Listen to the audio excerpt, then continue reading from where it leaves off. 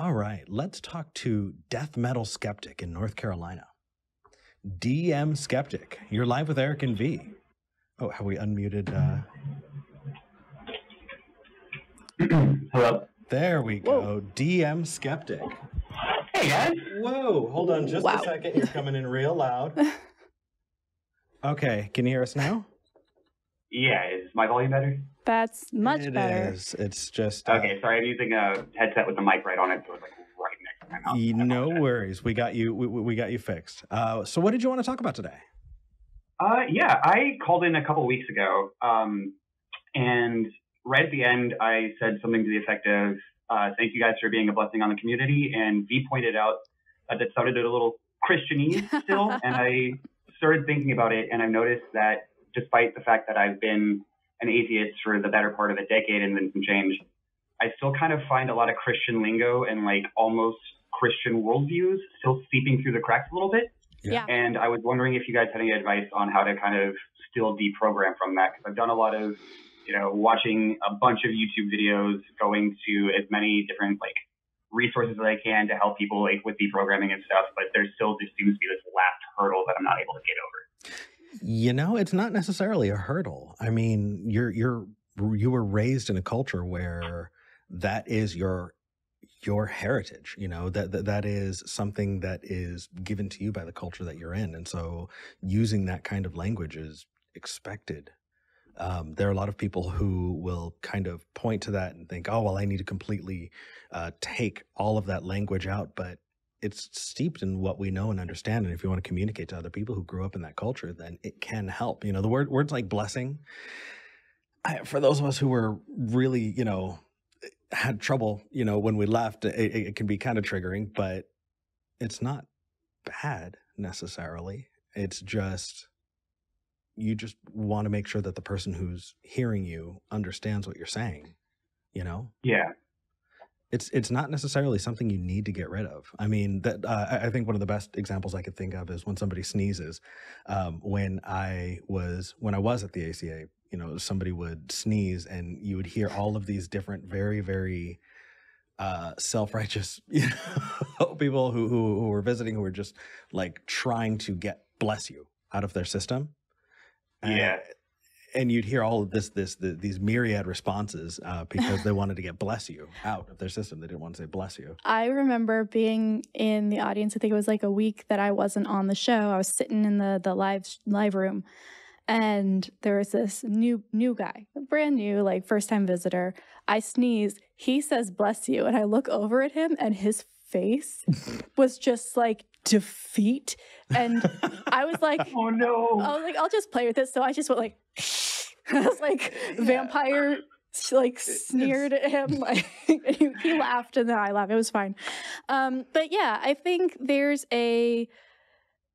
are good things to focus on and not as important things. I find it very funny when I see other people who grew up in these areas using the same language and maybe hanging on to some phrases, because I do the same thing, right? Like when I see lots of exciting, love in the chat, I'm like, oh, they're loving on whatever, the caller or on us. I was like, oh, love on is definitely only used in Christian circles. In the larger concept of deprogramming, though, there is stuff that still needs to be deprogrammed, and there always will be, right? Like, it doesn't have to be bless you after a sneeze, pick your battles if that's going to stress you out. No one's going to blame you for saying bless you. But things like, gender expectations and sexual shame and repression and guilt, that get ground into you. Those are other things that probably we would recommend working on that deprogramming, because you don't deserve to feel ashamed of your body. You don't deserve to feel guilty for having sexual wants and needs, and for those things to, bring you joy in your life. And we often find that even after people get rid of the God concept, that those ingrained, the God concept pieces. is the tip of the iceberg, honestly. It's the first question, and it's an important one. but it is not by any means the entirety of deconversion. And it can be very painful, and it can be very triggering, and it's probably going to be messy. But putting yourself in a situation where you're asking other people about their experiences, and putting yourself in a situation where you listen to how other people have deprogrammed themselves can be really, really helpful. So even things like calling this show and asking this question and talking with other people about it is a great step. Yeah. And ultimately, just be gentle with yourself too. Like, you didn't ask to be brainwashed, right? You didn't ask to be programmed in the first place. So there's really, this isn't on you to fix yourself overnight. And if you don't get it exactly right, then we're going to shun you, right? This is hey, you clearly, like all of us, have some baggage, and that's fine. We all do. And the thing that we can help each other with is pointing out, hey, is this thing really helpful? Is this thing you're carrying necessary? Because it looks like it's causing you a little bit of a struggle. And then you get to look at it and be like, do I need this still? I was told I do, but maybe it's okay to put this thing down. Agreed. Can I give one more example? It's probably going to be a little more heated, but it's one that I think that we still see, and that is the social interactions, the way that we treat each other. A lot of people who especially came out of fundamentalist churches, or just had a church hierarchy, the way they dealt with church elders. If an elder was being abusive or was being just, cruel or unkind, people would just turn their heads. You don't really talk about it. You don't look at it. And if somebody was actually like called out, it was only because it was so bad that they were drummed out of the church. At least that was the case from my memories. There were people who were held to account for their actions were drummed out.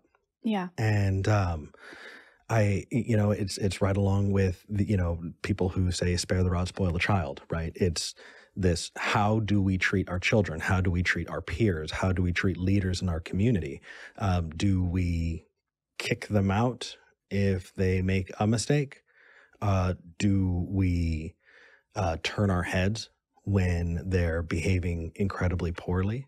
How do we interact there? And there's just so much that we're still working on. And well, that's because it's not a that is not a religious thing. I think that it's propped up by it, but I think that the instinct to either kick someone out for making a mistake and protecting the in-group, or protecting the leader at all costs are both just very human, instinctual things.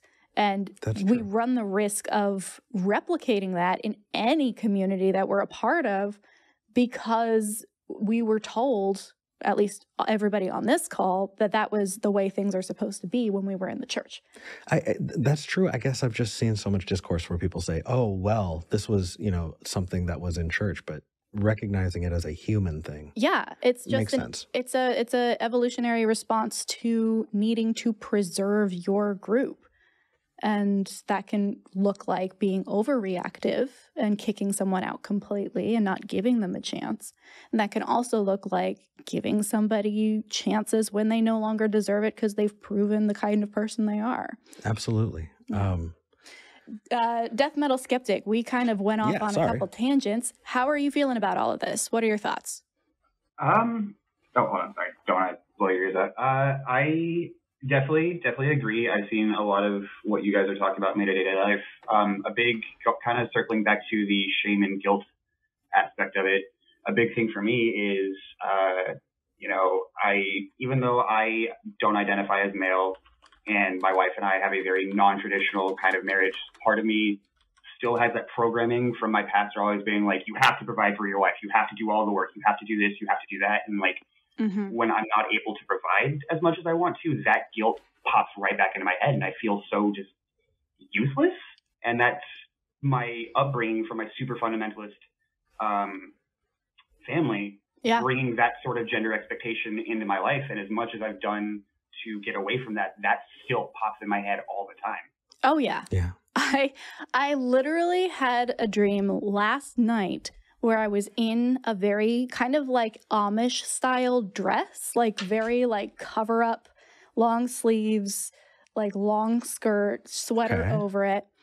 And I was talking with... Have you been in my closet again? I was talking with an ex in this dream. Okay. And he was like, you're so attractive when you act like you've got a vagina. In my dream, in my head, in a dress, being told this by an ex, that this is why I'm attractive. And I woke up, I was just like, what the hell? Well, brain, I guess we still have some talking to do. Yeah. Yeah. So, like, yeah, it is hardcore. And it's not just, again, I don't want to pin all of this on one boogeyman, right? Religion is a huge cause of it, but we are also living in a society that has unconsciously absorbed a lot of these same messages. So it's not just the church. You can get out of that and still be steeped in it. It really does require a completely different look at relationships and your own body and how you exist in the world. And it's not supported by mainstream culture either. So you are definitely fighting an uphill battle here. It's not difficult because it's you. It's difficult because the rest of the world just isn't really interested in supporting you here. Yeah. Damn. Yeah, dude. So give yourself some some credit. Be compassionate to yourself, because it takes a lifetime. I've definitely met people who are in their 70s and 80s who are still working on deprogramming those things.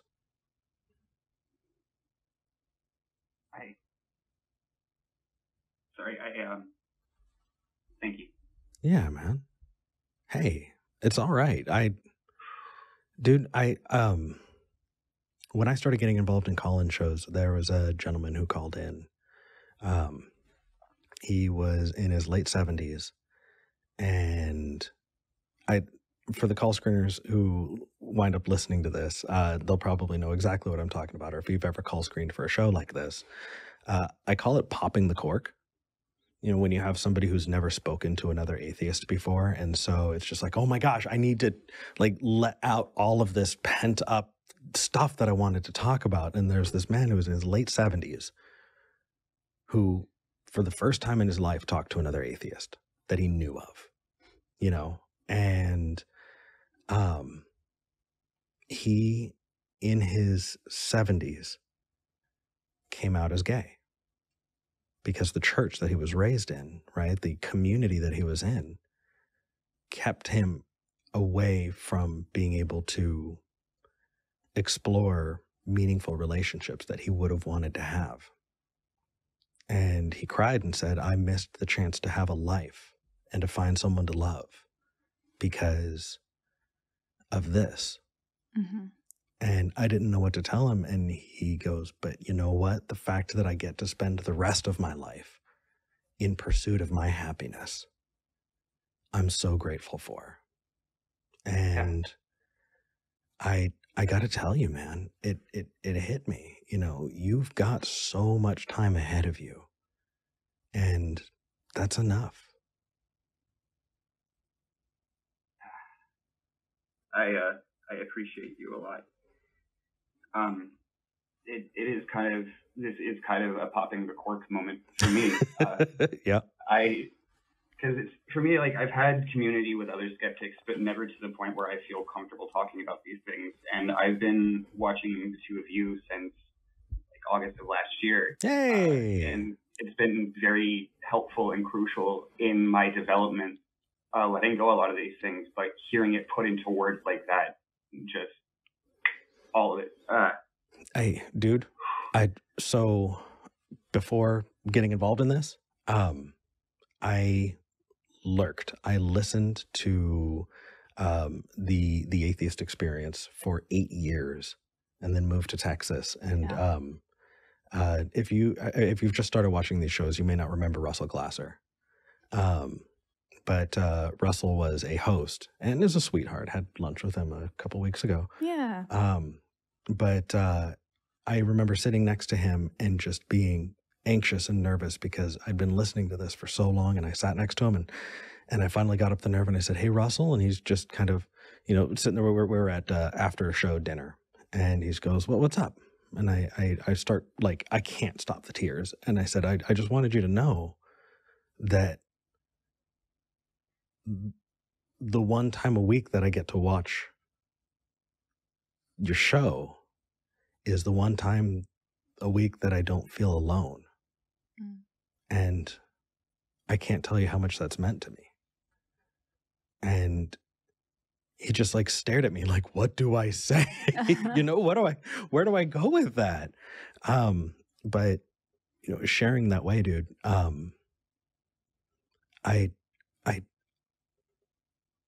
can only rely on my own experience, and I've had an experience like that, and it's one of the most important reasons why we do this, because you're not alone.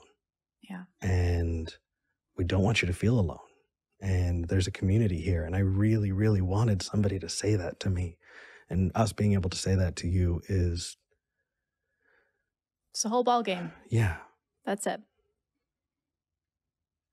So thank you. Thank you. Absolutely. To lighten the mood a little bit, can I tell you a joke I've heard recently? Sure. Before I leave? Yeah, one more, and then we'll move on to the next call. How does a non-binary Jason Voorhees kill his victim? Oh, God, how? Hold on. They slash them.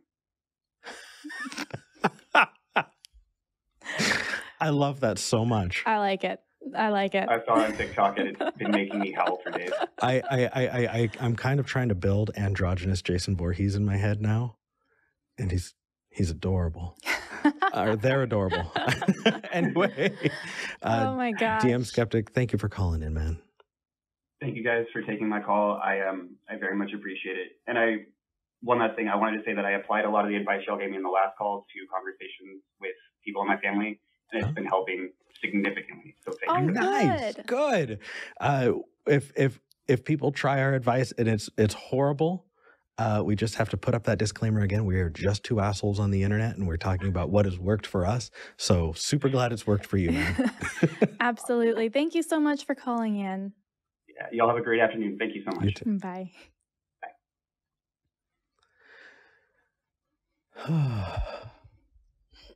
Wow. That's why we do what we do. Yeah. I think I misgendered DM Skeptic. I apologize. I think you misgendered Freddie. Or Jason Voorhees. But you're good. Okay. We are looking for some more callers, especially if you have an kind of out there claim that maybe you haven't talked about with people for a while, or maybe everybody in your circle kind of believes it, but you want to check and see if maybe somebody outside of your circle of influence thinks it's a rational idea. If you've worked your way away from the God belief, but you still believe in souls or spirits or chakras or auras. If you believe in a soul, give us a call. I wanna understand where that comes into play for sure. Or just like energy healing and or if you think crystals have memories. We haven't had those callers in a while, and I miss them. Ooh, they were fun. Water memories, yes. Water or earthing. Has memory. Okay. Okay.